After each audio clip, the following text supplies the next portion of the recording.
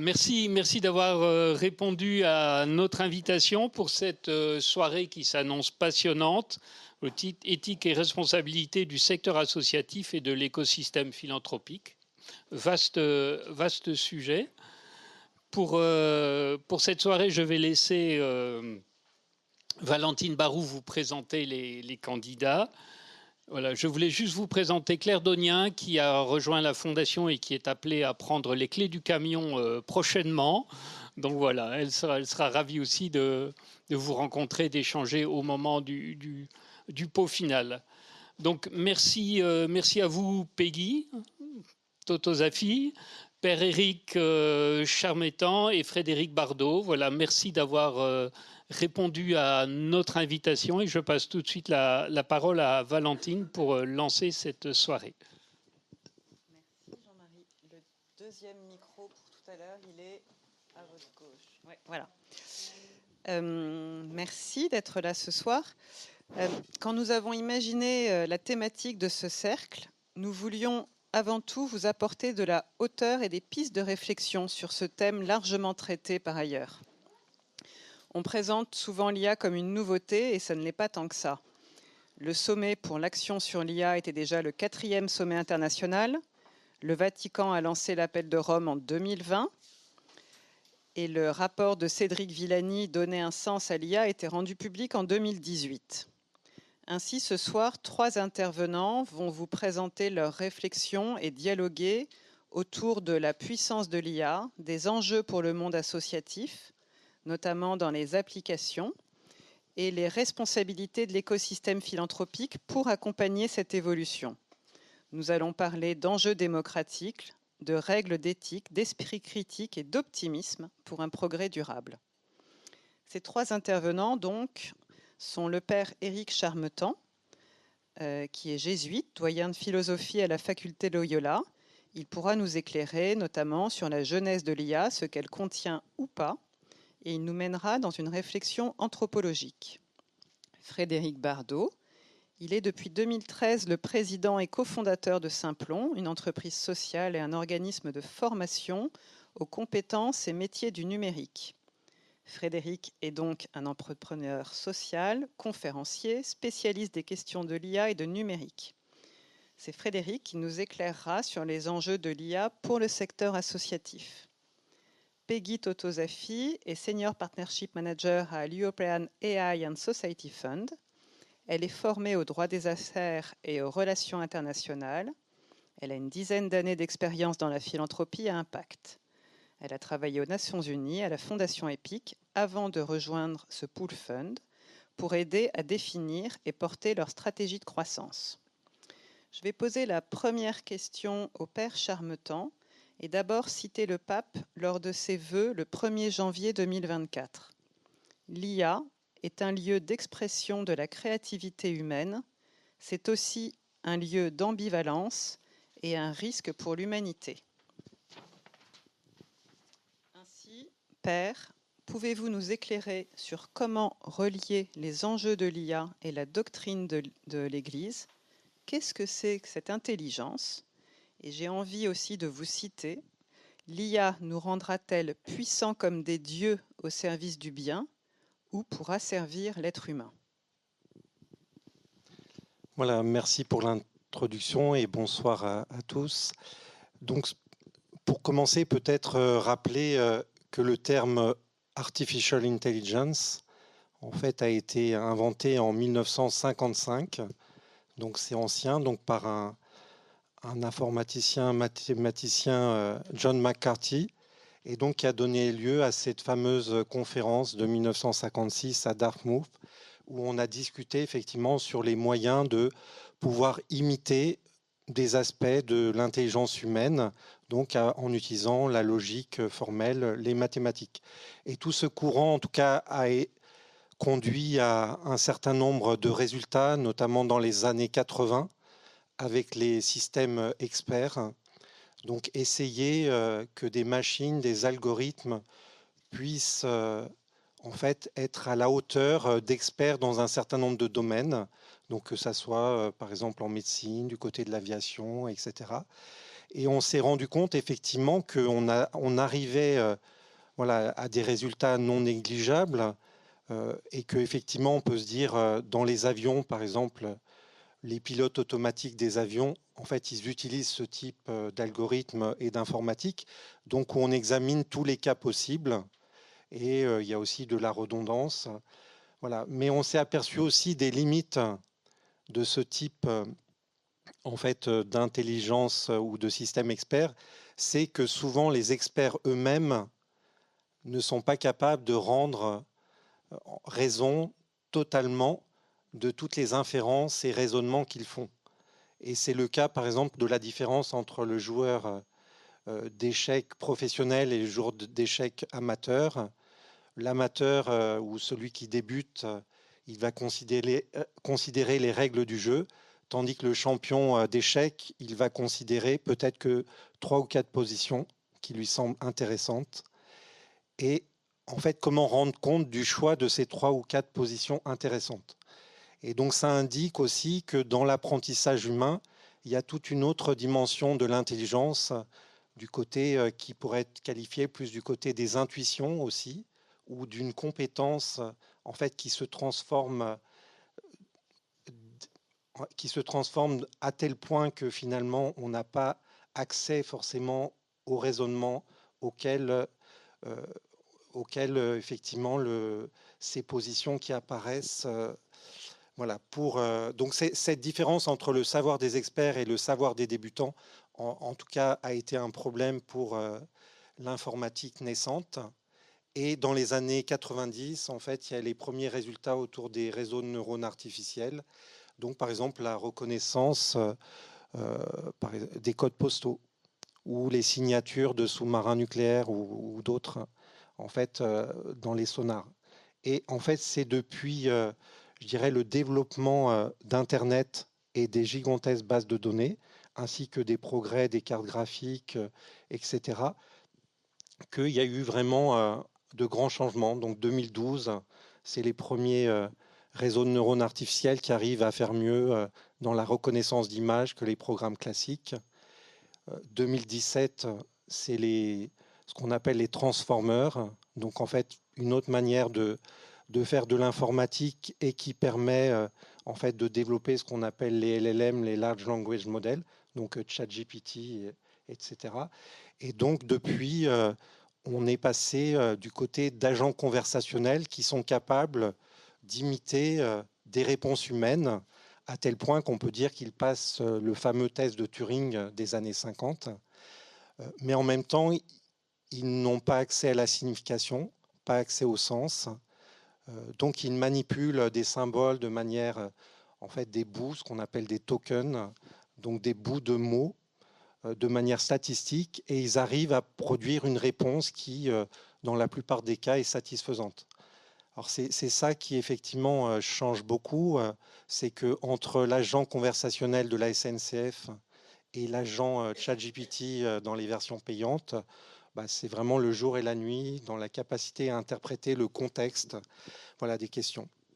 Or, du côté de l'Église catholique, en fait, on s'est intéressé à l'IA depuis longtemps, mais tout spécialement en fait au niveau du Conseil pontifical de la culture.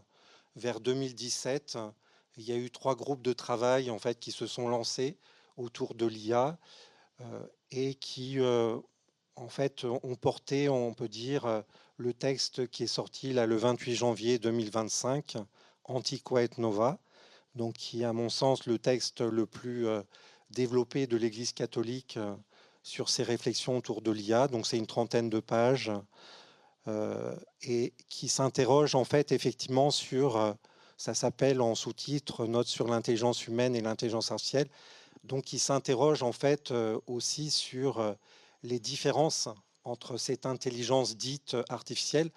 On peut dire que c'est pas forcément très intelligent parce qu'en fait, cette intelligence artificielle, elle est très différente. Enfin, ça manipule des symboles, ça obtient un certain nombre de résultats, mais ça n'accède pas du tout à la dimension de signification et de sens. C'est toujours un être humain qui interprète les résultats des algorithmes. Et donc, ce document en fait fait réfléchir sur cette question effectivement. voilà, qu'est-ce que c'est que cette intelligence humaine, en soulignant deux aspects de l'intelligence humaine, la dimension de raison ou ratio, donc cette capacité effectivement à argumenter dans un discours un certain nombre d'arguments, et l'autre dimension, c'est la dimension de l'intelligence comme intellect, intellectus en latin, donc une dimension plus intuitive, donc d'accès à la vérité, ou pour quelqu'un qui est un expert, en fait, d'arriver tout de suite au lieu de la problématique ou des questions. Et donc dans ce texte, il y a quand même tout à fait une reconnaissance de choses extraordinaires qu'on peut faire aussi grâce à l'IA. Je pense une des plus grands apports, c'est par exemple ce que fait AlphaFold. Donc c'est en fait un programme qui permet de calculer en fait la configuration des protéines. Et donc tous les chimistes et biologistes actuellement en fait utilisent ce type de programme, et ça permet de faire un certain nombre de découvertes. Il y a aussi effectivement tout ce qui peut être utilisé du côté de l'aide à la décision médicale. Donc, par exemple, en radiologie, la reconnaissance d'un certain nombre de formes de cancer, etc. Donc, il y a pas mal effectivement, de choses intéressantes pour l'humanité qui se développent. Ceci étant, on voit que dans la conjonction entre le numérique et l'intelligence artificielle, il y a aussi en fait une sorte d'amplification de l'ambivalence humaine qui fait que effectivement, ces IA peuvent être utilisées pour des fins qui sont soit au service de l'humanité, soit au contraire pour augmenter la puissance de certains groupes sur d'autres. Et cette ambivalence, en fait, des machines, elle est peut-être un peu renforcée par le fait que souvent même les fins qui ont été programmées dans ces algorithmes peuvent échapper à leur créateur. C'est-à-dire qu'en fait, il peut y avoir une forme de fin. Alors, un exemple classique, je trouve, et dramatique, en fait, de cet usage du numérique et de l'IA, c'est l'usage, par exemple, par Facebook, Meta, en fait, de ces algorithmes de recommandation qui, en gros, la consigne, c'est que l'utilisateur passe le plus de temps possible sur l'application Facebook. Alors on peut se dire c'est assez neutre, c'est un côté commercial, bon, ça a des effets d'addiction non négligeables, mais en fait, par exemple, dans le cas de la Birmanie, qu'on appelle aussi Myanmar, mais bon, c'est aussi un choix politique de l'appeler comme ça, eh bien, ça a renforcé les discours de haine jusqu'à, en fait, on peut dire être un acteur du génocide des Rohingyas. Donc on peut se dire quelque chose qui paraissait apparemment neutre a conduit à des conséquences politiques dramatiques. Donc de fait, on est à mon avis à une période assez charnière par rapport à l'IA, de savoir quelles limites on pose, comment on l'utilise, et effectivement par rapport à l'usage dans des entreprises privées, où les buts sont souvent un peu cachés, aussi d'une forme d'accès par les citoyens à ce qui s'y passe et aux fins. Voilà. Et donc dans le texte, en fait, Antiqua et Nova, il y a cette insistance très forte justement sur la responsabilité humaine face à ce qui nous attend, et on voit déjà que c'est à l'œuvre dans des sociétés où malgré tout, le numérique, par exemple, on peut penser, comme le dit le philosophe Byung-Chul Han, donc un philosophe allemand d'origine coréenne. En fait, il pense qu'effectivement, il y a une forme de disparition de l'espace public au profit effectivement de ce qu'il appelle en fait une forme de psychopolitique, c'est-à-dire en fait une mainmise en fait de ces algorithmes et puis voire de certains groupes en fait sur la manière de penser. Et donc c'est vrai qu'on est sorti de cette culture du débat, et actuellement on est dans des formes de polarisation extrême où on devient en fait incapable d'écouter des positions différentes de la sienne ou de s'intéresser à des positions différentes. Voilà, donc pour finir peut-être sur le Antiqua et Nova, Je dirais qu'il y a de très beaux passages, en fait, par exemple de Bernanos, où il dit, c'était à propos des robots, que en fait, ce qui est peut-être plus grave pour l'humanité, c'est pas tellement le nombre des robots ou le nombre de ces algorithmes, mais en fait, c'est que le désir humain se limite seulement à ce que peuvent donner ces machines.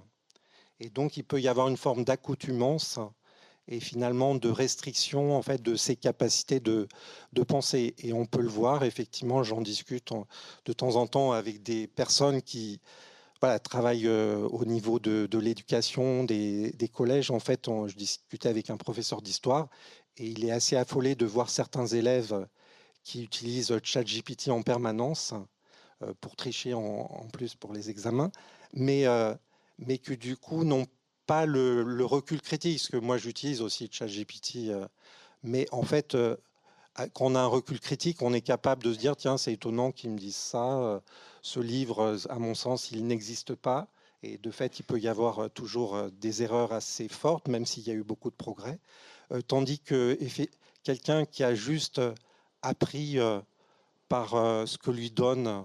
Avant, c'était Wikipédia, maintenant c'est ChatGPT ou d'autres agents conversationnels. Eh bien, il n'a pas fait l'effort finalement de lire un texte de philosophie sans rien comprendre.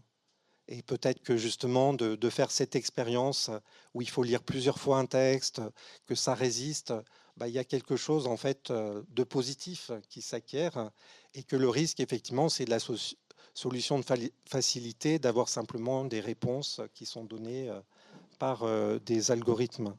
Voilà, donc c'est vrai que c'est un souci de savoir est-ce que ces usages de l'IA, ça va basculer du côté d'un usage qui sera quand même très problématique pour la liberté humaine, ou au contraire qui peut être au service de l'humanité et du bien commun. Merci, Père. Merci parce que vous avez introduit des questions pratiques dont va nous parler Frédéric. Vous avez introduit aussi les effets sur la société. Merci beaucoup. Je vais m'adresser à Frédéric. Juste indiquer que France Générosité a lancé un sondage l'année dernière sur l'utilisation de l'IA. Les réponses, ce que ça laisse entrevoir, c'est que beaucoup utilisent de façon individuelle l'IA, mais c'est encore peu utilisé de façon collective dans les organisations. C'est utilisé par les personnes pour du travail de rédaction, de la veille, de la recherche, de la com, un petit peu sur les stratégies de collecte. Je voulais donner 3 utilisations aussi pratiques sur le terrain avant de laisser la parole à Frédéric. Le père en a cité un petit peu, mais je trouvais ça intéressant dans l'ouverture. La Croix-Rouge et le Programme alimentaire mondial, par exemple, utilisent l'IA pour analyser des données météo et économiques afin de prévoir les famines et catastrophes naturelles et mieux allouer les ressources. Amnesty International a développé un outil d'IA pour surveiller Twitter et détecter les discours misogynes et lutter contre le harcèlement en ligne. Médecins sans frontières a expérimenté des modèles d'IA pour analyser les dossiers médicaux et prédire les épidémies. Voilà, je voulais juste poser ça. Frédéric, alors, en tant que praticien, en tant que spécialiste, peux-tu nous éclairer sur les enjeux pour ce monde associatif ? Au-delà d'une réponse à la tâche d'une personne, comment l'IA peut-elle être utilisée par les associations pour augmenter leur capacité d'action ? Merci, bonsoir à toutes et à tous. Donc effectivement, moi j'ai une fenêtre effectivement peut-être moins philosophique et moins anthropologique, mais plus sur l'appropriation qui peut être faite par des individus ou des groupes d'individus de la technologie. Donc ça, c'est un peu le fil de mon parcours professionnel. Moi, ça fait 28 ans que je suis au croisement du numérique et de l'impact. Et la première partie de ma vie professionnelle, j'ai essayé de faire en sorte que les ONG, les associations, les fondations utilisent le numérique, le digital, les sites internet, les réseaux sociaux pour les aider dans leurs actions de plaidoyer, de collecte de fonds, de communication, d'efficacité organisationnelle.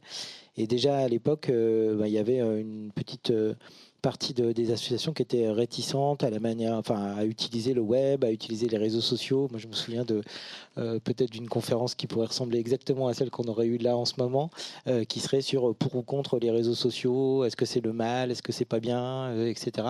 Et là, c'est vrai que j'ai un peu une double répétition, c'est-à-dire j'ai l'impression que ça recommence avec l'IA. Et aussi, moi, la première fois que je me suis connecté à Internet, c'était en 1997 et ça m'a fait un effet. Je me suis dit, ce truc est génial. Il y a certainement des gens qui vont faire n'importe quoi avec ça, mais ça peut donner beaucoup de pouvoir aux gens, ça peut permettre d'accéder à beaucoup d'informations. C'était pas juste on recevait de l'information, mais on pouvait en émettre aussi. Donc voilà, j'ai vu un potentiel que j'ai tout de suite voulu mettre à la disposition des associations, des ONG. Et quand je connaissais l'IA bien avant ChatGPT, on forme à Simplon à l'IA depuis que la France a une stratégie nationale. Vous avez rappelé le plan Villani là en 2018.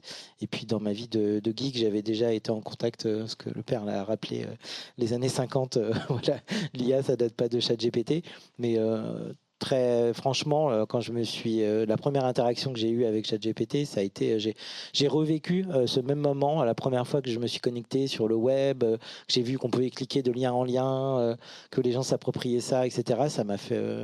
Ça m'a refoudroyé, comme en 97. Je me suis dit, waouh, ça aussi, ça va être monumental et il va se passer plein de choses. Et donc, moi, la suite de ma mission, ça va être de faire en sorte que ces usages-là et ces technologies-là, on les mette au service de l'impact social, des acteurs associatifs. Et donc, j'ai repris mon bâton de pèlerin. Et après avoir fait les sites web, les réseaux sociaux, etc., je refais mon tour des popotes de dire l'IA générative, les grands modèles de langage, etc. C'est intéressant pour vous, les associations, pour faire plein de choses, etc. Et j'avoue que j'ai un peu le même type de parcours. Il y a une partie des acteurs qui se sont un peu jetés sur ce truc-là. Vous en avez cité quelques-uns, la Croix-Rouge ou certains autres acteurs, ou alors des petits acteurs qui sont beaucoup moins connus, mais dont une partie de la gouvernance ou des salariés se sont dit nous, on va se servir de ça parce que c'est génial d'utiliser ChatGPT, les IA génératives. Et il y a une partie du secteur qui, effectivement, bien légitimement, se pose des questions d'éthique. Donc, ce que moi je constate déjà dans ma propre organisation, c'est que pour les personnes éloignées de l'emploi qu'on forme, les demandeurs d'emploi, les personnes réfugiées, les personnes en situation de handicap, comme le web à l'époque, c'est vraiment des super pouvoirs. C'est-à-dire qu'une fois qu'on a passé le fait qu'il faut s'approprier ces outils, les découvrir, connaître leurs limites, les impacts négatifs qu'ils peuvent avoir, il y a pour moi, et ça c'est un truc, c'est mon côté optimiste et un peu geek, mais il y a un pouvoir de libération de la technologie qui permet en fait de libérer le potentiel humain. Donc quand c'est un mauvais potentiel, ça peut aller effectivement sur des choses qui sont préoccupantes, mais pour des personnes qui cherchent des jobs, qui cherchent à acquérir des compétences, des connaissances, un bon usage de ça peut être vraiment extrêmement empouvoirant. Et l'IA générative, c'est pour les organisations, bien entendu, c'est quelque chose qui peut améliorer leur efficacité, qui peut leur permettre de se libérer de certaines tâches qui sont peut-être pas à grande valeur ajoutée, pour se concentrer peut-être sur des choses où il y a plus de valeur ajoutée, sur le cœur de leur métier, de servir des premiers concernés, des bénéficiaires, au lieu d'être dans des choses d'organisation qui sont peut-être moins intéressantes. Mais j'avoue que mon côté geek me pousse à dire que c'est la première fois dans l'histoire de la technologie, avec l'IA générative, qu'on a une technologie qui est extrêmement inclusive. On pourra parler des impacts écologiques après, bien sûr, je ne suis pas en train de faire de l'angélisme, mais c'est la première fois qu'on parle à nos ordinateurs, qu'on parle à nos téléphones en langage naturel. On parle à nos ordinateurs. Je ne sais pas si vous vous rendez compte en fait de ce que ça veut dire. C'est complètement dingue. Ça veut dire qu'on n'a plus besoin de maîtriser la programmation informatique, des outils technologiques. L'outil est son propre mode d'emploi. Si vous ne savez pas comment utiliser ChatGPT, vous pouvez demander à ChatGPT comment l'utiliser. C'est donc en langage naturel. C'est extrêmement puissant. Ça peut se commander à la voix aussi. C'est multilingue. Ça parle entre 40 et 150 langues. Donc c'est extrêmement inclusif sur le point de la langue et c'est multimodal. Donc ça a été dit, ça peut générer de l'image, du son, du texte, de la vidéo. Ça peut transcrire des vidéos, transcrire des images, transcrire du son. On peut passer d'une modalité à l'autre et quand on est en situation de handicap ou comme on sait que le savoir en fait il peut être présenté sous différentes formes, on n'a jamais eu une technologie aussi inclusive que ça, aussi à la portée de tout le monde. Et donc ça, c'est vrai que moi, ça m'a complètement empêché de dormir dès le début. Et depuis, je me forme beaucoup pour bien comprendre les tenants et les aboutissants de tout ça. Et j'ai vraiment très, très envie, et c'est ce que je fais une grosse partie de mon temps. Là encore, aujourd'hui, j'ai formé toute l'équipe de la Fondation La France s'engage à l'IA. J'ai formé la moitié, je pense, des adhérents de France Générosité à l'IA. Donc parfois, je passe des sales quarts d'heure. Quand je forme Greenpeace, on vient me chercher sur l'impact écologique des IA. Quand je forme les petits frères des pauvres et qu'ils se rendent compte qu'ils ne peuvent pas utiliser l'IA pour faire certaines choses parce que l'IA refuse de faire certaines choses, parce qu'ils ont envie de parler de la vie intime des personnes de plus de 60 ans ou je sais pas, de faire de la prévention dans une association contre la drogue.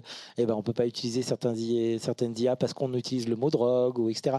Donc ils ont plein de défauts, ces outils-là, mais moi je vois que ça peut, et je constate que ça fait économiser beaucoup de temps, que ça donne du pouvoir d'agir, que ça permet de replacer des énergies sur des bonnes choses par rapport à l'impact et pas forcément sur des choses répétitives sans valeur ajoutée. Et puis du point de vue des bénéficiaires, à Saint-Plon, on a fait plusieurs hackathons sur IA et migration ou IA et handicap. Et là, on développe des applications qui permettent à des personnes migrantes de remplir des CERFA alors qu'elles ne connaissent pas toute la subtilité des CERFA de l'administration française. Déjà, elles ne connaissent pas la langue française. Et donc, on a développé des chatbots qui, en farsi ou en ourdou ou en je ne sais pas quoi, expliquent à une personne comment remplir un formulaire CERFA complètement imbitable.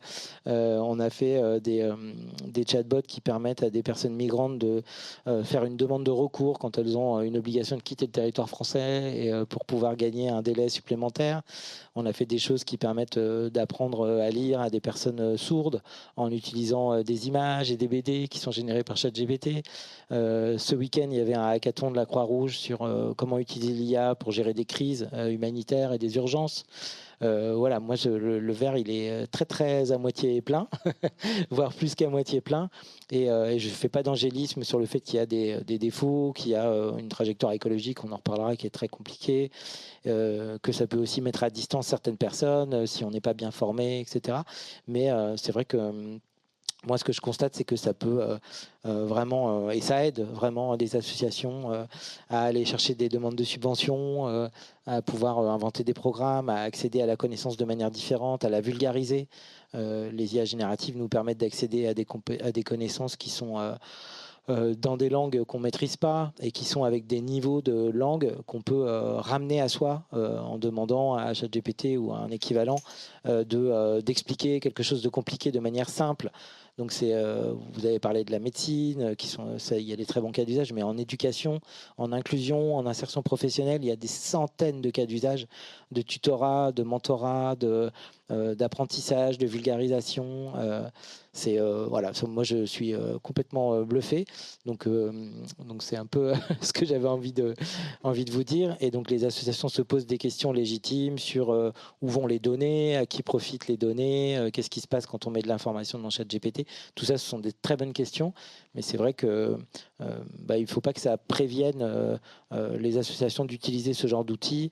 Il y a certaines gouvernances ou des juristes ou des gens qui travaillent dans les départements de technologie qui sont parfois très en frein sur ces sujets-là, et elles ont raison d'avoir des méfiances, mais il ne faut pas empêcher, on va dire, l'appropriation et le fait d'avoir des cas d'usage intéressants en disant on verrouille tout et comme ça, en fait, on n'aura pas de problème et on jette la clé. Parce que ce qui se passe, vous l'avez dit, en fait, il y a ce qu'on appelle de l'IA fantôme, c'est-à-dire qu'en fait, les gens utilisent l'IA même si on ne les autorise pas à utiliser l'IA. Et donc, même si la DSI, le département informatique a verrouillé l'IA, les gens, ils ont un mobile, ils ont des choses chez eux et ils peuvent utiliser quand même les outils. Donc, il faut encadrer, il faut acculturer. Ce que vous avez dit, merci de l'avoir dit. Moi, je passe une partie de ma journée à faire à peu près ce que vous avez fait au début de la pédagogie sur comment ça marche, c'est pas intelligent, les tokens, etc. Il faut expliquer aux gens ce que c'est que l'IA. Tout le monde, c'est un mot de valise dans lequel il y a tout et n'importe quoi. Tout le monde dit tout et n'importe quoi sur l'IA. personne ne prend le temps d'expliquer aux gens ce que c'est qu'un système d'IA, comment ça marche à GPT, quelles sont les limites. Et une fois qu'on a touché du doigt la manière dont ça fonctionne, en fait, on voit très bien quels sont les risques ou quels sont les problèmes, où est-ce qu'on peut l'utiliser, où est-ce qu'on ne peut pas l'utiliser. Et ça, c'est vraiment de l'empouvoirment, c'est de l'éducation populaire, c'est à la technologie. Et ça, c'est pour moi le chantier le plus prioritaire. C'est-à-dire qu'avant même de faire des centaines de data centers avec des centrales nucléaires pour les alimenter ou je ne sais pas quoi, il faut édifier de 7 à 77 ans sur de quoi on parle. Parce que voilà, là, on est souvent entre on va tous mourir, on va perdre notre job, c'est Terminator, etc. Ou alors ça va sauver le monde, c'est la réponse à tout. Et voilà. Et ce sera ni l'un ni l'autre, comme d'habitude. Comme à chaque nouvelle vague technologique, il ne va pas se passer ce qu'on imagine. Parce que ça, c'est une constante dans la littérature scientifique d'études en fait, des ruptures technologiques. Il ne se passe jamais ce qu'on imagine de ce qui va se passer. On surestime les effets à court terme, on sous-estime les effets à long terme. Voilà, les technologies se déploient de manière extrêmement lente, en fait. On a l'impression que ça va super vite parce que ChatGPT, c'était en 2022. Mais en fait, je ne suis pas sûr qu'il y ait 50% de la population française qui ait déjà utilisé ChatGPT, en fait. Pas du tout. Et dans les entreprises, ça va prendre du temps, il va falloir former les gens. Donc voilà, on a le temps de se poser des bonnes questions, de faire les choses correctement, et personne ne va disparaître en termes de job. En fait, c'est dans notre main, c'est pas la technologie. Et juste pour finir et passer la parole à Peggy, sur ce que vous avez dit, Père, c'est hyper intéressant de voir en fait à quel point on peut s'approprier les technologies, mais tout ce qui se passe, en fait, c'est quelque chose qui nous renvoie à nous-mêmes. Et donc, en fait, ce n'est pas l'IA le problème. C'est la manière dont on se l'approprie, dont on la régule, dont on l'utilise soit pour augmenter les salaires, faire la semaine de 4 jours et puis avoir des métiers plus intelligents. Mais ce n'est pas l'IA qui détruit des emplois. C'est les sociétés humaines et les entreprises et les gens qui utilisent l'IA pour faire ça. On peut très bien faire complètement autre chose que de détruire des emplois avec la technologie. Et ça aussi, il y a de la littérature scientifique beaucoup sur le sujet, quoi. L'année dernière, il y a eu 3 prix Nobel qui ont été attribués à des choses en lien avec l'IA. Il y a AlphaFold, qui a été dit, un prix Nobel de chimie, a été attribué à Google pour ce que le père a décrit sur ce truc de calcul du pliage des protéines. Le prix Nobel de physique a été attribué à Geoffrey Hinton et ses équipes pour l'invention des réseaux de neurones. Et le 3e prix Nobel, là on en parle un peu moins, il a été attribué, le prix Nobel d'économie, à une équipe de chercheurs du MIT, d'Aaron Acemoglu, qui travaille sur l'impact des technologies sur l'emploi depuis des dizaines et des dizaines d'années. Et la technologie ne détruit pas les emplois. C'est la manière dont on déploie la technologie et comment le dialogue social dans les entreprises et dans les organisations fait qu'elle se déploie qui détruit les emplois. Si on veut le faire pour détruire les emplois, on peut le faire. Si on veut le faire pour ne pas détruire les emplois, on peut le faire aussi. Donc voilà, ça, il faut que tout le monde se mette à discuter de ça. Parce que sinon, on est sur des trucs un peu de café du commerce, de moi j'ai peur, moi j'ai pas peur, moi je crois que, et machin. Et donc voilà, je pense que ce serait intéressant d'acculturer un peu tout le monde, et principalement les gens qui ont besoin de ces outils-là, parce qu'il y a moins d'argent, parce qu'ils ont besoin d'être plus efficaces, parce qu'ils ont besoin de toucher plus de gens avec moins d'argent, et notamment les associations. Et c'est ce que j'essaye de faire modestement. Merci Frédéric. On va retenir la possibilité d'un progrès social et durable.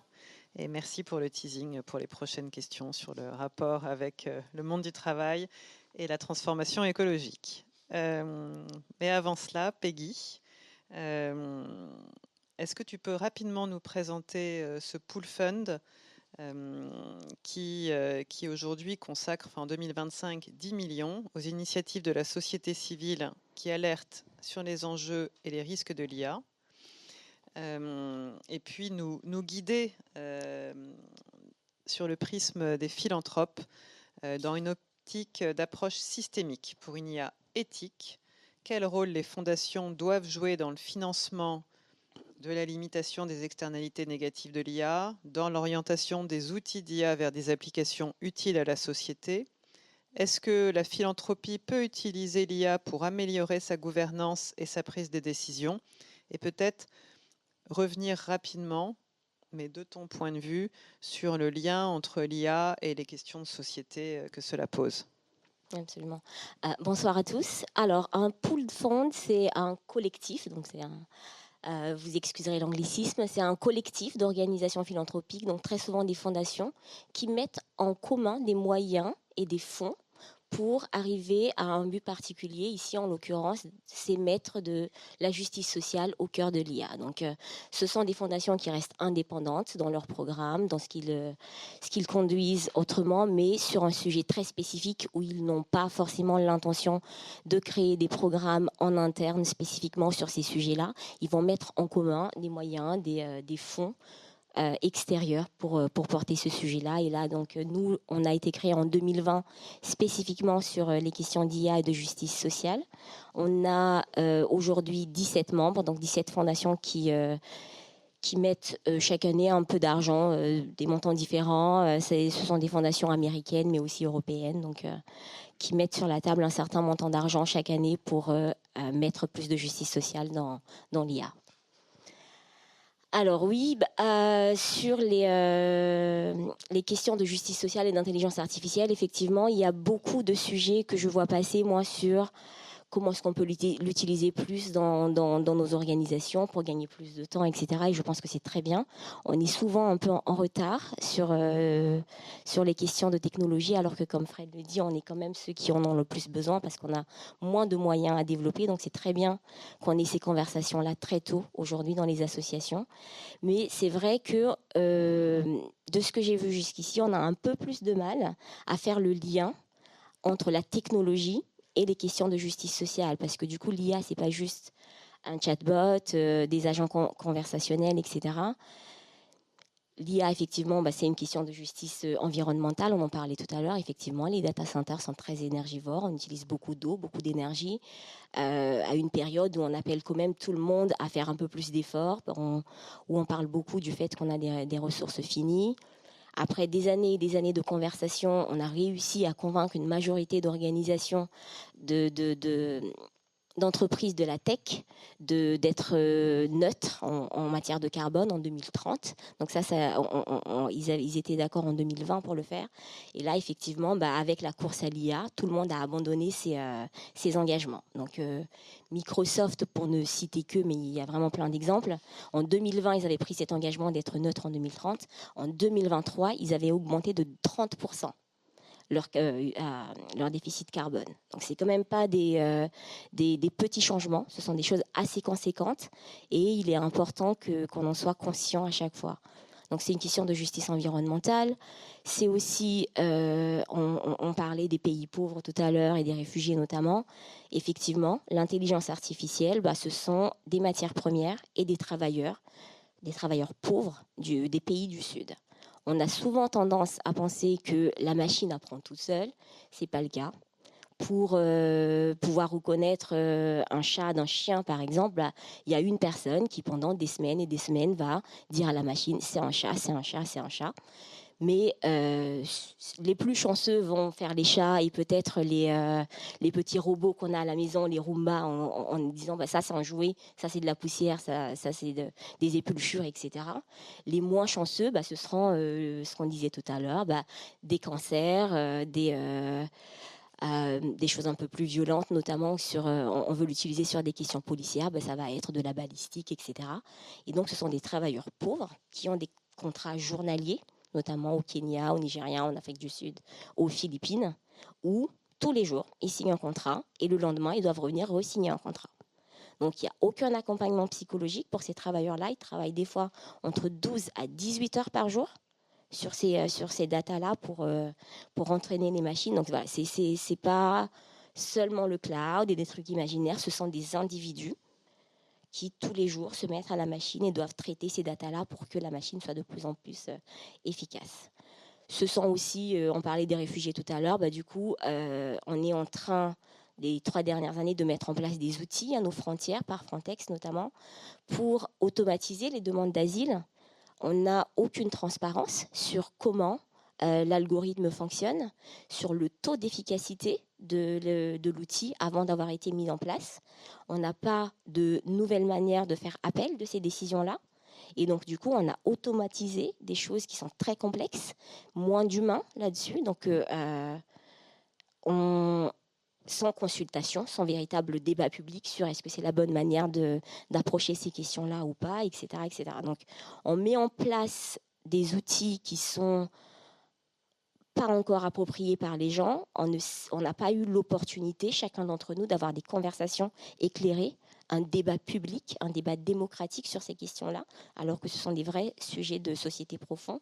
Plus près de nous, on développe des outils de recrutement, de sélection à l'université, de distribution des prestations sociales qui seront automatisées par l'IA. Là, encore une fois, on n'a pas eu de conversation sur d'où viennent les algorithmes, comment ils ont été créés, etc. etc. Et aujourd'hui, on n'a pas encore de consultation. Donc, effectivement, ça peut être un outil de libération, ça peut être un outil de la fin du monde, ce ne sera ni l'un ni l'autre profondément à 100%, mais ce n'est pas neutre, ce n'est pas la technologie qui va tomber d'un côté ou de l'autre. Il y a des vrais drivers derrière, qui sont notamment les grandes questions financières et capitalistiques qui ne vont pas forcément prendre en compte des questions extra-mercantiles, des questions de justice sociale, des questions d'intérêt humain derrière. Donc, il est très important que nous, fondations, organisations philanthropiques, mettions la main à la pâte, regardions ce qui se passe et sonnions l'alarme là où il y a des besoins. On ne peut pas prédire l'avenir forcément, mais moi je pense que la meilleure manière de prédire l'avenir, en fait, c'est de le créer. Donc c'est d'entrer dans l'arène et de dire, OK, voilà où sont les risques, faisons des études, faisons des liens et donnons les moyens aux associations qui sont en train de se battre sur ces questions-là, d'être de vrais contre-pouvoirs aux géants de la tech pour que, effectivement, l'IA, elle tienne toutes ses promesses. Je ne pense pas que vous puissiez le deviner par rapport à tout ce que je viens de dire là, mais moi, je suis extrêmement pour le développement de l'IA. Mais une IA éthique, inclusive et qui soit au bénéfice de tous et qui mette l'intérêt général au centre de tout ça et pas seulement l'intérêt économique de 4-5 grandes entreprises. Rien que OpenAI, ils ont 600 milliards d'investissements. Ce n'est pas pour l'intérêt général qu'on met 600 milliards sur la table. C'est pour avoir des bénéfices, c'est pour pouvoir effectivement rationaliser les travailleurs et très très rapidement. Donc, si on n'a pas des vrais contre-pouvoirs, ça va être très difficile très rapidement de pouvoir équilibrer ces questions-là. Donc, je nous invite tous à regarder selon les thématiques qui sont les nôtres, selon les publics que nous sommes en train de servir, à voir comment l'intelligence artificielle pourrait leur bénéficier ou au contraire beaucoup les léser pour que ça fasse partie de nos réflexions dans ce qu'on est en train de bâtir aujourd'hui. Donc, nous, à l'EAISF, comment on fait ça? Comment on s'est engagé là-dessus? On a 3 grandes approches dans notre action. La première, c'est effectivement soutenir les contre-pouvoirs, donc ces associations-là qui sont en train de réfléchir à ces questions-là. Promouvoir une culture de responsabilité. Donc effectivement, quand il y a des personnes qui sont lésées par les outils d'IA ou la mise en place, on va faire le lien entre le vécu, l'impact à la fin et les outils qui ont été développés, faire du contentieux quand c'est nécessaire, ou en tout cas faire en sorte qu'il y ait justice et qu'il y ait des règles et des garde-fous, etc. Donc des contre-pouvoirs, une culture de responsabilité et une vision alternative. Parce qu'effectivement, ça ne suffit pas de dire ça c'est non, ça c'est non, ça c'est non. Il faut véritablement aussi pouvoir offrir une alternative de à quoi ressemble une IA inclusive, à quoi ressemble une IA qui n'est pas totalement néfaste pour la planète, sur quel calendrier, pour quelle utilisation, etc., etc. Quand en face, on va avoir des gens qui vont dire évidemment, l'IA, ça doit servir à absolument tout dans notre société, parce que du coup, ça leur fait un peu plus d'utilisateurs, et c'est ça l'idée. Et donc de dire, pour qu'on puisse développer de l'IA qui soit utile pour ceux qui en ont besoin, mais qui ne soit pas juste un outil d'écriture pour tout le monde au quotidien, alors que c'est en train de détruire la planète, voilà comment on doit le faire, voilà où est-ce qu'on doit le déployer, etc., etc. Donc nous, les associations que nous soutenons, elles ont des expertises extrêmement variées et à notre sens complémentaires. On va avoir des organisations qui seront très expertes en matière de numérique. On va, voilà, des organisations, par exemple, comme Algorithme Audit, qui vraiment regardent l'algorithme, la machine, etc., comment c'est en train d'être utilisé. Notamment, je parlais de distribution de prestations sociales tout à l'heure. Aux Pays-Bas, ils ont mis en place un outil de distribution automatisée des prestations sociales et il s'est avéré que du coup, c'était extrêmement biaisé. Ils flaguaient systématiquement les personnes avec des noms étrangères comme étant des potentiels fraudeurs, à 97%. Et donc, Algorithme Audit est allé voir l'algorithme en lui-même, l'outil, etc. Et donc, ils ont fait ce qu'on appelle de l'algoprudence. Ils ont donné des conseils sur voilà ce qu'il faut changer, etc., etc. Donc, on a des organisations qui sont extrêmement expertes en numérique, mais on a aussi des organisations qui ne font pratiquement que de la justice sociale, donc l'accompagnement de personnes réfugiées, l'accompagnement de personnes handicapées. On parlait du fait que l'IA est extrêmement accessible et inclusif. Ce n'est pas automatique. C'est parce qu'il y a des associations qui sont là, qui veillent à ce que, à chaque fois qu'il y a un outil qui sort, en fait, ils vont faire de la vérification, ils vont demander des changements et des améliorations pour que ces outils-là soient inclusifs. Ce n'est pas automatique. Donc, on mélange un peu les deux profils qui s'enrichissent respectivement très très bien parce que du coup, l'expertise numérique va enrichir, mettre des mots, mettre vraiment identifier des outils pour répondre aux besoins des organisations de la justice sociale et vice-versa. Le vécu des personnes qui sont soutenues par les organisations sur la justice sociale va du coup donner du poids à l'expertise à des organisations qui sont plus sur le numérique. Depuis 2021, où on a commencé à faire du financement, on a soutenu à peu près 50 organisations sociales en Europe. On fait ça uniquement en Europe. Et on est pour le coup plutôt content des résultats, notamment sur le nombre d'organisations qui s'intéressent à ces questions-là, qui voient vraiment comment ça peut modifier leur approche à court terme et à long terme. Ils ont fait partie notamment des parties prenantes sur la réflexion sur l'IA Act l'année dernière en Europe, et donc de dire que l'IA Act qui est maintenant totalement applicable partout en Europe et qui va passer sur l'étape d'après qui est au niveau national. Donc de dire qu'est-ce qui est acceptable, qu'est-ce qui n'est pas acceptable, notamment sur la surveillance automatique directe. Ils ont obtenu que ce soit enlevé des outils IA accessibles au public. Enfin, voilà, il y a pas mal de choses comme ça. La catégorisation aussi des outils IA en disant ça c'est en libre accès, ça doit être listé dans l'utilisation, ça c'est très dangereux donc ça doit être écarté totalement. Voilà. Toutes ces questions-là, ce sont les organisations de la société civile en fait qui portent ces questions-là.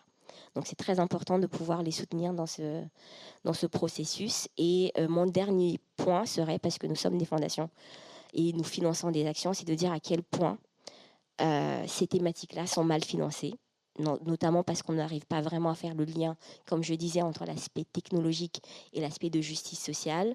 Mais aujourd'hui, on a à peu près une organisation de la société civile qui est soutenue pour 40 demandes. Donc il y a 39 demandes pour travailler sur de l'IA, pour travailler sur de la prévention, qui n'est pas soutenue, qui n'est pas financée. Donc il y a quand même un vrai besoin, même si le besoin existe partout, on sait aujourd'hui, mais il y a vraiment une question pour chacun d'entre nous de regarder comment on peut participer à ça.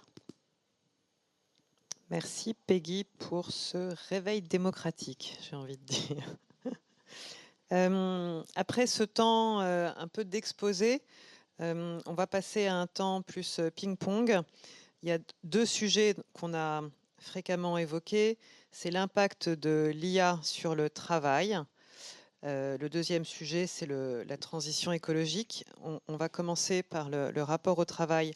C'est un sujet qu'on réfléchit souvent hein, sous plusieurs axes. On a l'angoisse, le disait Frédéric, de se voir remplacé par une machine ou qu'elle prenne le contrôle. Mais c'est aussi l'augmentation des capacités. On va essayer d'appréhender ce sujet en restant sur une focale Fondation Caritas hein, sur les plus précaires, les métiers peu qualifiés, les métiers précaires, les métiers facilement automatisables. Voilà, cette évolution, elle va nécessairement entraîner des répercussions sociales. Dans quel sens et des questions de partage de richesses. Donc là, j'aimerais vous entendre chacun sur ce sujet en réponse l'un l'autre. Donc sur la question du travail, il me semble en fait que le plus grand changement qui est à venir, c'est la question de la trajectoire professionnelle. En fait, comment passer d'un profil de débutant à un profil plus senior. Et parce que, à mon sens, indépendamment, dans tous les métiers, en fait, le profil débutant est, à mon avis, sous menace. C'est-à-dire qu'effectivement, du côté de la programmation, vous demandez à ChatGPT, en tout cas, il y a une grosse différence, il faut dire, entre la version payante et la version gratuite. Donc c'est à des années-lumière, mais en fait, quand on utilise la version payante, il peut vous faire un programme très bien que ferait un ingénieur débutant. Donc après, la tentation pour les ingénieurs seniors, ça va être de dire pourquoi encore employer un ingénieur débutant si je peux avoir un assistant qui me fait son travail. Mais alors, problème, c'est que comment on arrivera un jour, voilà, pour ceux qui arrivent sur le marché du travail, à devenir peut-être ingénieur senior là-dessus. On peut dire la même chose pour le médecin, pour plein de professions qui, a priori, n'étaient pas forcément à risque, de se dire, effectivement, cette trajectoire professionnelle, et en tout cas, elle est questionnée par ce développement des assistants numériques. Alors, peut-être en sens inverse, voilà, on peut se dire que il y a du travail pour des data scientists, vraiment des experts de très haut niveau dans certains domaines, mais voilà, c'est un petit nombre. Et que de fait, à mon avis, les métiers les moins à risque, c'est les métiers en fait d'assistance des personnes, où cette dimension corporelle en fait de l'interaction, parce que effectivement la machine, on n'a pas encore des robots Android très performants, est essentielle. Mais sinon, pour un certain nombre d'autres, et même du côté de l'aide à la décision, en fait, on peut se dire que même du côté militaire, c'est en train d'échapper. C'est-à-dire pendant des années, au niveau de l'ONU, il y a eu des groupes de réflexion sur ce qu'on appelle les LAWS, ou SALA en français, sur les systèmes d'armes létales autonomes. Et donc, je connais quelqu'un qui était du côté représentant du Saint-Siège. Et de fait, un certain nombre de pays étaient pour faire des choses, mais les grandes puissances faisaient tout pour que ça n'aboutisse pas. Et en fait, ça n'a pas abouti. Et depuis, on voit bien qu'on l'utilise aussi bien en Palestine que dans d'autres endroits. En fait, de ciblage automatique de cibles avec un temps humain qui est très très faible pour éventuellement dire non à la proposition de l'algorithme.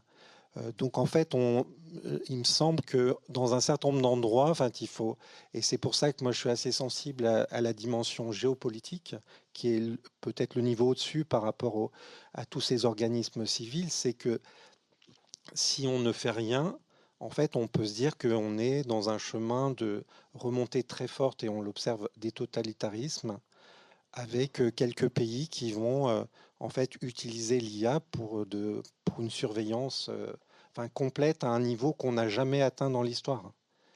Parce que effectivement, de se dire que par exemple les femmes voilées qui ne sont pas voilées dans leur voiture en Iran, elles peuvent aller en prison. Jusqu'à présent, en fait, quand on était dans un espace privé, on n'était pas susceptible d'aller en prison pour un comportement qui était pas acceptable par un gouvernement. Donc je trouve qu'effectivement, il y a quand même, au niveau politique, en tout cas, vraiment réagir. Mais enfin, je vais un peu au-delà du... parce que ça me tient à cœur, en fait, parce que je pense qu'on est à un moment un peu charnière au niveau géopolitique et au niveau, effectivement, je trouve, justement, des corps intermédiaires dans la société, en fait, d'agir pour qu'il y ait une prise de conscience et qu'il puisse y avoir quand même des formes de réaction, et notamment sur cette question des contre-pouvoirs. Parce qu'aux États-Unis, malheureusement, on voit un peu l'érosion des contre-pouvoirs et que c'est dramatique. Oui.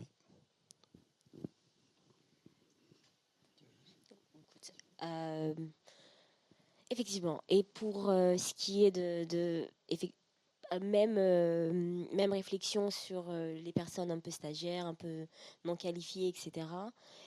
Je pense que c'est une question de société, encore une fois, de se demander quel genre de société on veut.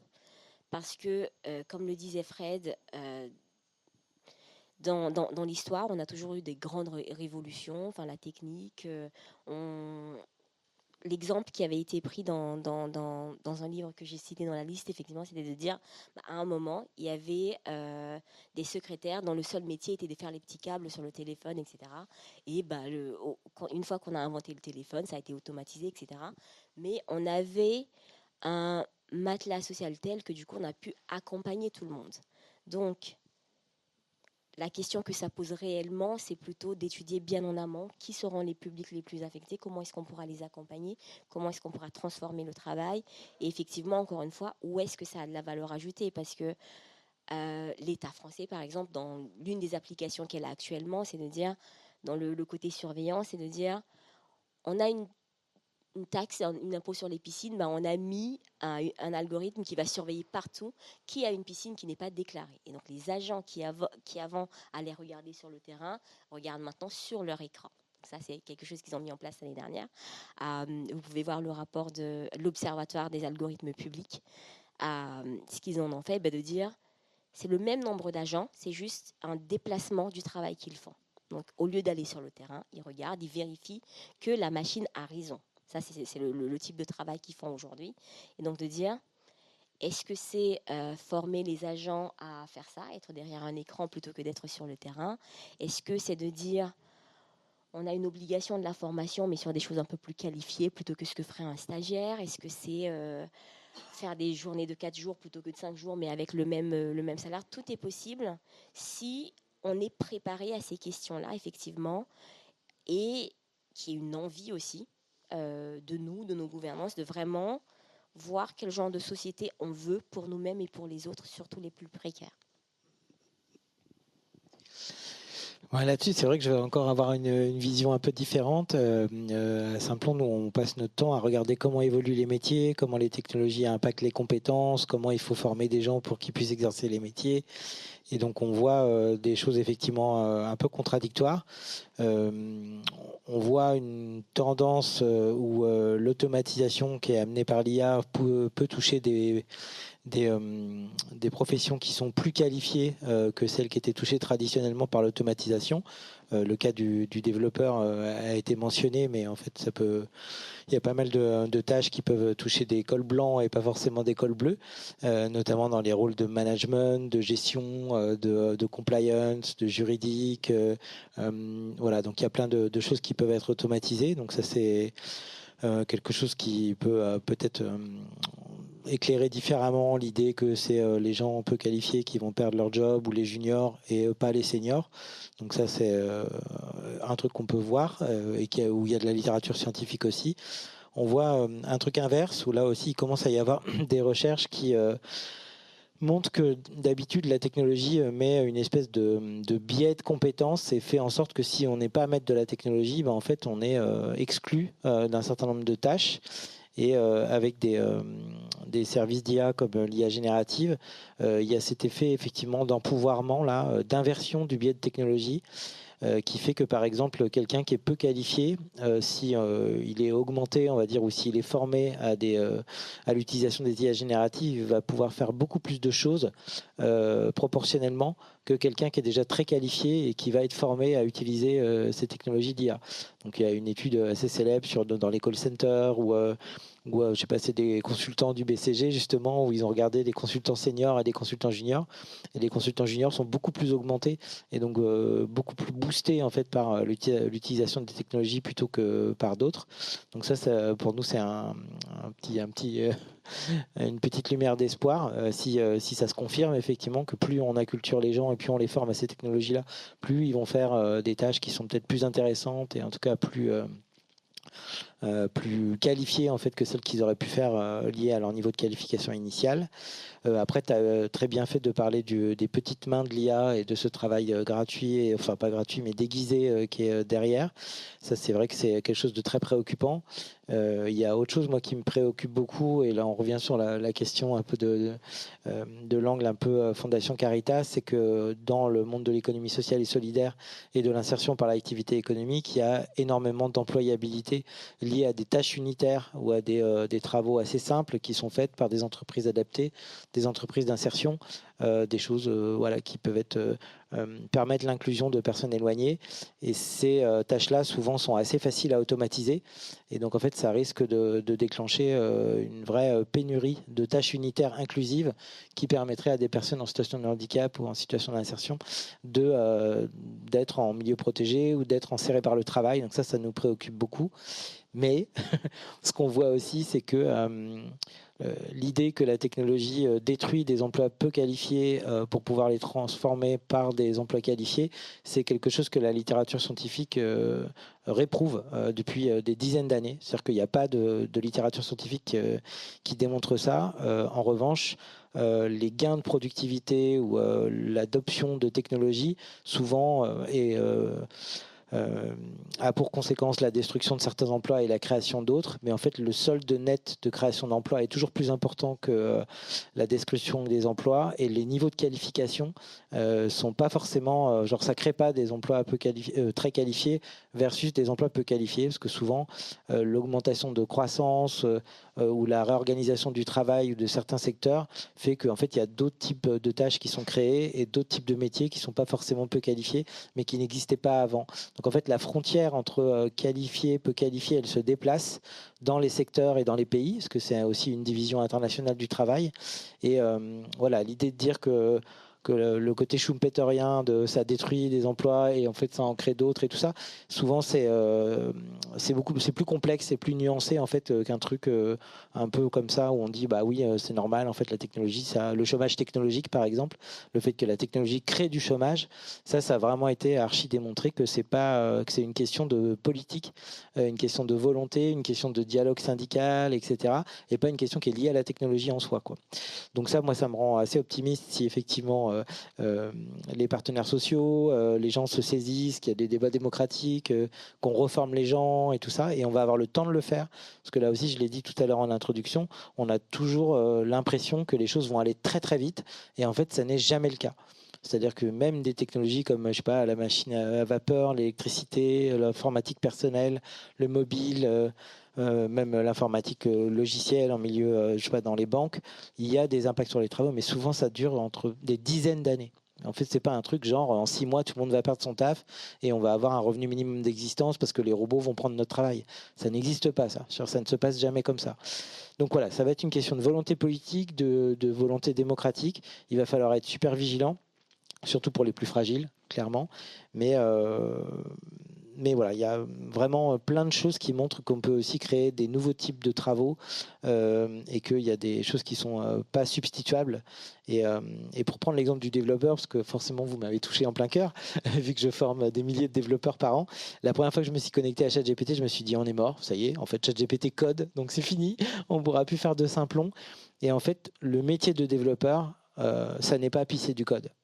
En fait, il y a beaucoup plus de compétences que ça. Et pour l'instant, les systèmes qui automatisent des choses automatisent au niveau des tâches, pas au niveau d'un métier entier. Et un développeur, ça écoute les besoins, ça fait des spécifications, ça fait de la maintenance, ça travaille en groupe, ça fait pas que pisser du code. Si ça faisait que pisser du code, effectivement, ce serait assez simple de l'automatiser. Et puis après, pour être vraiment les mains là-dedans en ce moment, le code qui est généré par les IA est aussi bourré d'hallucinations. Et donc, on a encore un peu besoin de développeurs. Et donc, voilà, bon, ça, c'est peut-être mon optimisme qui parle, mais voilà, il va falloir être vigilant et puis se battre pour qu'on laisse personne au bord du chemin, comme d'habitude, j'ai envie de dire.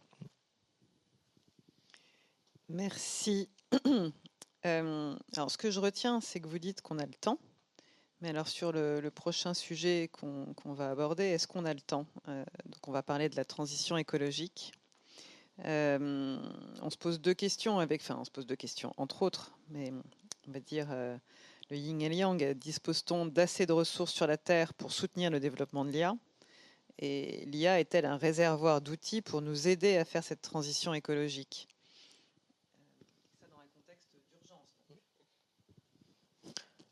Je Je veux bien démarrer. Donc là-dessus, c'est les deux, mais en général. Voilà.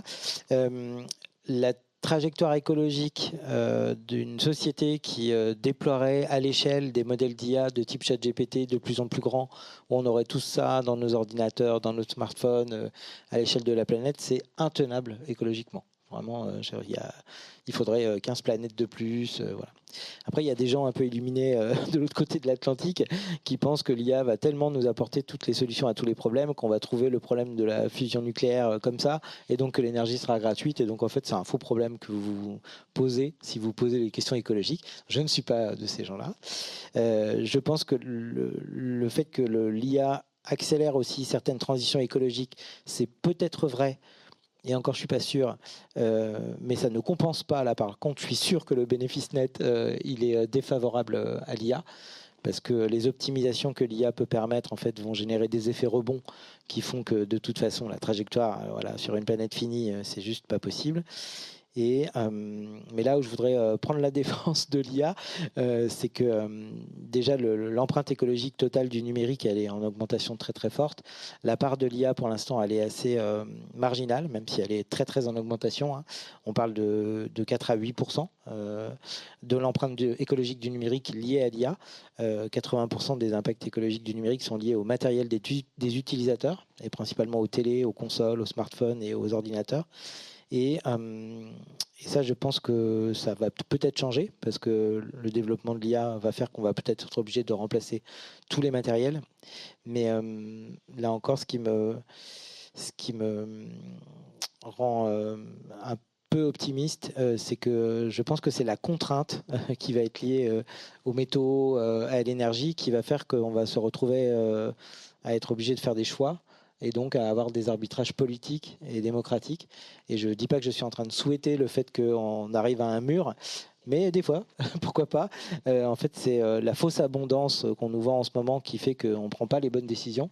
Mais par contre, quand vous habitez à Taïwan ou au Chili ou dans certaines zones, parfois on vous demande de restreindre votre consommation d'eau ou d'électricité pour que le data center continue à faire travailler ChatGPT. Et donc ça, si ça se généralise, pour le coup, là les gens, je pense, vont être un peu plus vigilants. Et samedi dernier, j'étais à l'Assemblée Générale de France Nature Environnement, et j'avais donc plein de gens. Vous savez, France Nature Environnement, c'est des associations vraiment locales qui travaillent sur des trucs très concrets. Et donc moi, j'avais des gens de Seine-Saint-Denis et de l'Essonne qui voient en fait des terres arables très très riches être artificialisées pour faire des data centers, pour faire en sorte qu'on puisse faire des photos de chats avec ChatGPT, en fait, hein, ça un peu. Et en fait, ils vont pas laisser faire ça. Et donc ça me rassure, parce que ça va poser la question de qu'est-ce qu'on fait avec l'IA. Et c'est vraiment une question de discernement des usages pour moi. Mais si j'avais à abandonner, il y a plein de trucs dans le numérique que j'abandonnerais, genre la blockchain, le bitcoin, plein de choses. Mais l'IA, il faut nous laisser l'IA, parce qu'on pourrait faire des trucs bien avec, alors qu'avec les bitcoins, je suis pas sûr. Voilà. Pour ma part, en fait, je crois que l'enjeu anthropologique, qui est peut-être plus profond que l'IA, c'est la question de pouvoir retrouver ou de se reconnecter à la nature, et la question du sensible. En fait, parce on s'en rend même plus compte, mais on vit quand même dans une époque très différente de celle de nos ancêtres, où par exemple à Paris, on ne voit jamais la Voie lactée. Donc en fait, la profondeur du cosmos, il faut aller dans des réserves de ciel étoilé il y en a quelques-unes en France pour en fait faire cette expérience en fait de cette profondeur de la nature. Et je trouve en fait du côté de l'IA, moi j'ai un certain optimisme dans le sens où je pense que à force, en fait, je l'entends même de personnes qui se disent il faut avoir plus de sobriété en fait du côté du numérique ou du côté de l'usage, parce qu'en fait ça m'empêche de penser, d'une forme de créativité, et donc effectivement de se dire que pour prendre en compte vraiment la question écologique, c'est la question aussi d'une forme de sobriété des usages, tant du côté des utilisateurs que du côté aussi des développeurs, parce que en fait des fois pour un gain marginal, quasiment nul, on va consommer beaucoup d'énergie supplémentaire, alors qu'en fait, il peut y avoir une forme de créativité humaine qui va trouver un algorithme plus performant, en fait, permettra d'avoir quasiment le même résultat, mais de manière beaucoup plus sobre. Et je fais partie, par exemple, d'un think tank qui s'appelle Espérance et Algorithme, justement avec des entrepreneurs qui sont assez sensibles à la pensée sociale de l'Église. Et donc, cette question de la sobriété, en fait, des algorithmes est aussi importante. Voilà. Mais je note effectivement que, par rapport à la consommation d'énergie, on est à plus de... En Irlande, je crois que c'est plus de 15% de la consommation du pays, c'est dans les data centers. Voilà, donc dans un certain nombre d'endroits, c'est quand même assez critique. Et pour revenir à une pensée, en fait, on parlait des États-Unis, mais enfin, par rapport au courant transhumaniste qui s'imagine en fait qu'on pourrait transporter l'être humain, en fait, entre guillemets, numériser l'état interne du cerveau, et on ferait le pari que, en fait, si on transférait ça sur une machine, ça serait à nouveau un être conscient. Eh bien, en termes d'énergie, le corps humain, il est d'une efficience extraordinaire par rapport à toutes les machines que nous connaissons. Puisque Fred a été critique pour moi envers l'IA, je ne vais pas redoubler d'efforts là-dessus, mais peut-être une petite remarque sur ne pas tomber dans le piège de l'exceptionnalisation de l'IA, en fait. Comme on a dit, c'est un outil utile, et comme tous les outils, comme toutes les autres industries, en fait, on doit réfléchir par rapport à ce que la planète a donné ou pas, et si ce n'est pas le cas, l'état du monde ne va pas s'arrêter parce qu'on aura moins d'IA ou ça nous prendra 20 ans de plus pour développer les outils dont on a besoin. Donc il y a un petit risque de dire c'est maintenant, c'est tout de suite, ça va changer l'économie, ça va changer le monde. Et donc, voilà, essayez de ne pas tomber dans l'exceptionnalisation systématique des questions d'intelligence artificielle qu'on nous vend assez facilement, vu qu'on ne sait pas ce que c'est et qu'on peut dire que tout est IA ou rien n'est IA, etc. Merci Peggy. Quelque part, Peggy a lancé un appel. J'aimerais que chacun, si vous le souhaitez, vous ayez un dernier temps, peut-être un peu hors du sujet, et on y reviendra avec vos questions-réponses, et autour d'un verre, on pourra continuer les échanges. Mais peut-être vous laisser à chacun en profiter. On a un parterre de personnes en face de nous pour lancer un appel.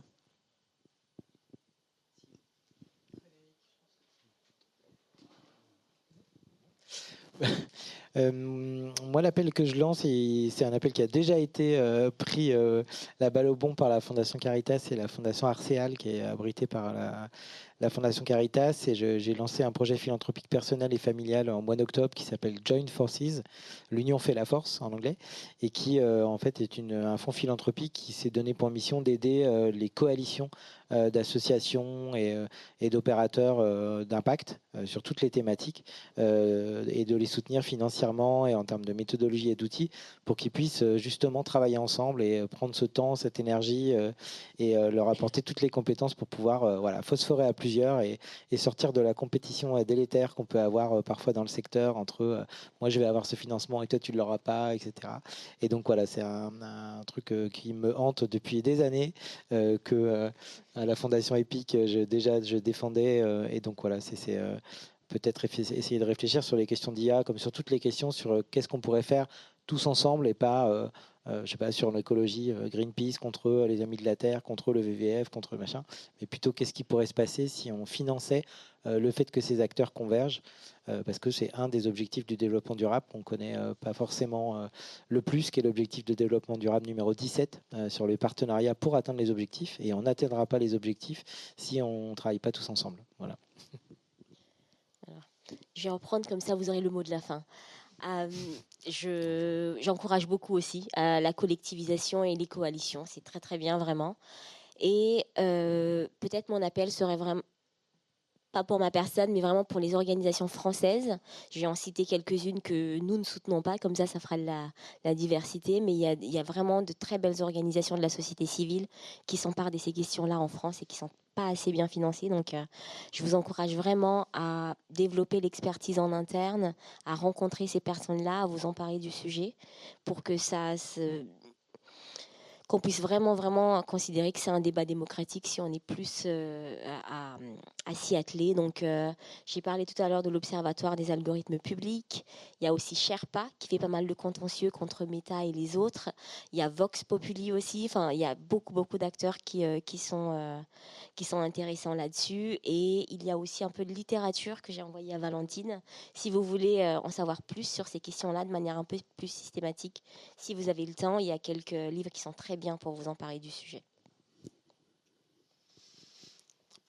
Voilà. Pour ma part, c'est un appel peut-être à revisiter aussi la pensée sociale de l'Église sur ces questions. Enfin, et c'est en cours de formation, donc vraiment, n'hésitez pas à lire un jour Antiqua et Nova.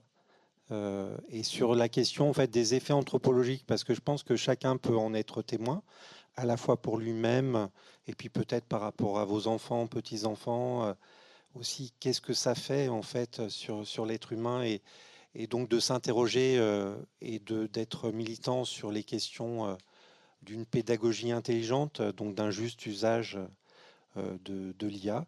Et puis alors après, il y a des choses qui nous échappent, comme on dit, dans le monde. Enfin, donc après, ça, suivant peut-être vos relations, le niveau aussi d'interaction, on peut se dire au niveau géopolitique aussi, en fait, être un acteur qui soit au service de la paix et du bien commun, euh, alors qu'effectivement, il y a quand même de grands risques de concentration, de monopole, de convergence entre des États qui deviennent totalitaires et des et des entreprises enfin, monopolistiques, et que de fait, c'est quand même un danger, je pense, assez fort pour le futur de la liberté humaine. Voilà. Et donc, je pense que chacun, alors, il y a des choses, effectivement, qui nous échappent. On n'est pas dans le cercle un peu bizarre de Donald Trump ou d'autres puissants de ce monde. Mais à notre niveau, en tout cas, je pense qu'il y a vraiment à participer à l'effort collectif. Parce que comme le disait Aristote, par rapport justement à la question de la politique, on peut toujours parler des vertus des dirigeants, mais il y a aussi les vertus des citoyens. Et que je pense que c'est bon aussi, en tant que citoyens, que nous puissions avancer. Merci.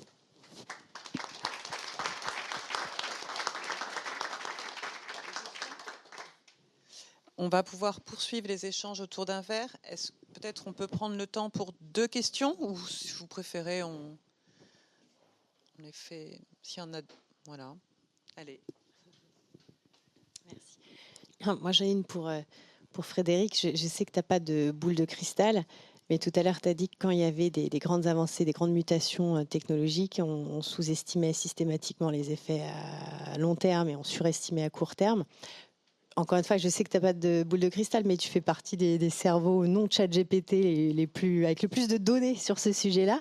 Et donc, s'il y avait une intuition, ou pas qu'une intuition d'ailleurs, sur un risque qui est à long terme, qui est largement sous-estimé aujourd'hui, tu dirais quoi ?